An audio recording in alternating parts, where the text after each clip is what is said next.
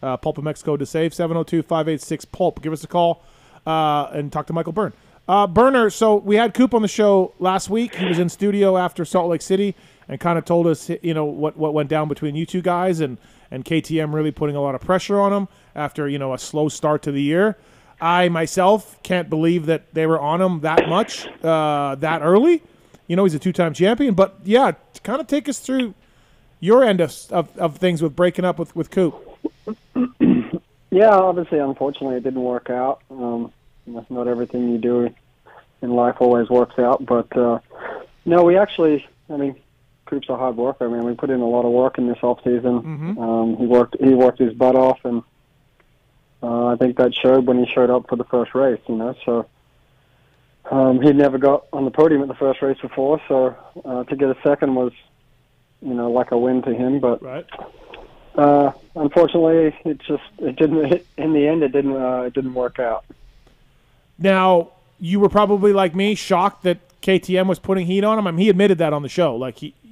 I was like, and I said, so, like around Minneapolis time, he's like, no, way before then.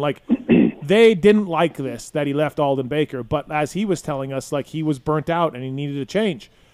Were you surprised that KTM was, not happy with this after such a short time?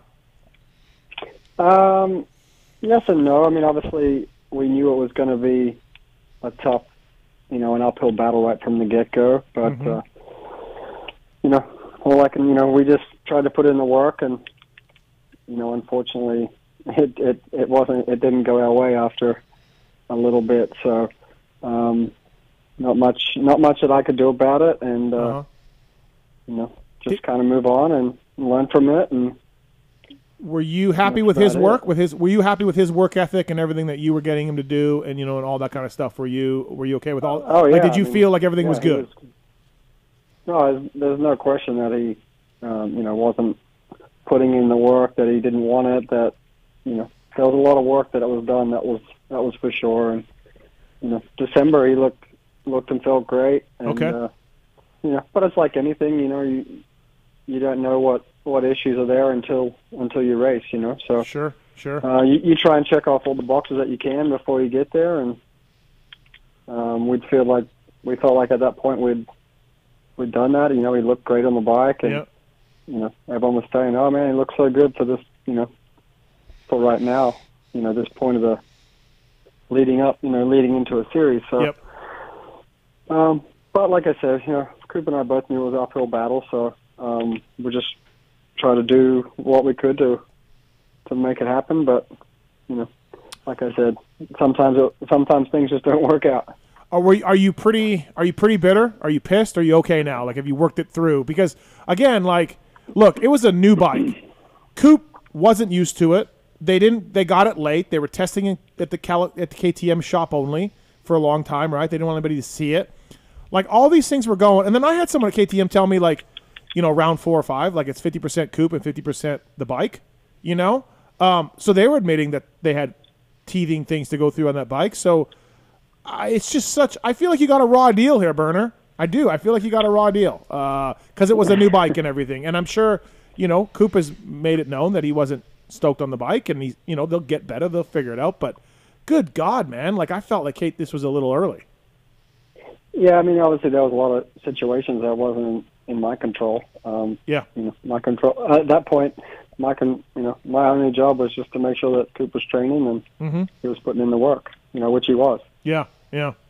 And then of course, Burner, the first race that it's sort of out there that he's back with Aldon, he gets second, right, at Minneapolis, or was it third or second or third?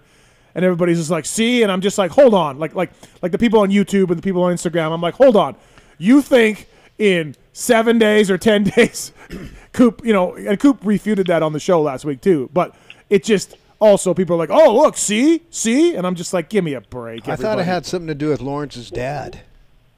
Yeah, I don't think Coop didn't go back to Aldon's until after Daytona, I don't think. Yeah, that's what he had said on the show, right? But I think publicly we thought that it was around that Minneapolis time. But when Lawrence he went down and trained at that one place, and Lawrence's dad gave him some kind of magic juice or something? No, I don't think.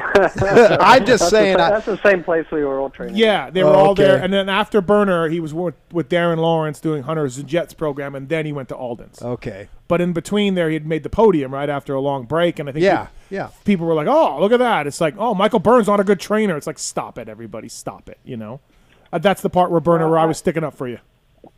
Yeah, no, I appreciate it. I figured he was going to always do better when he got back east anyway.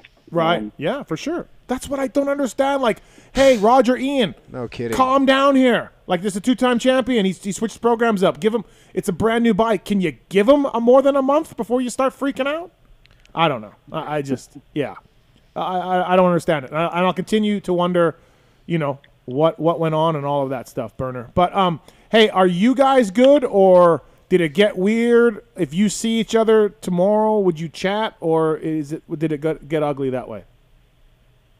No, it was fine.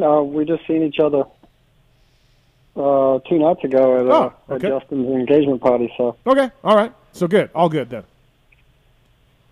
So yeah, no, Cooper and I are fine. Good to hear. Yeah, I mean, look, things don't work out in the industry all the time, but you hope that everybody can be professional about it and, you know, move forward, right?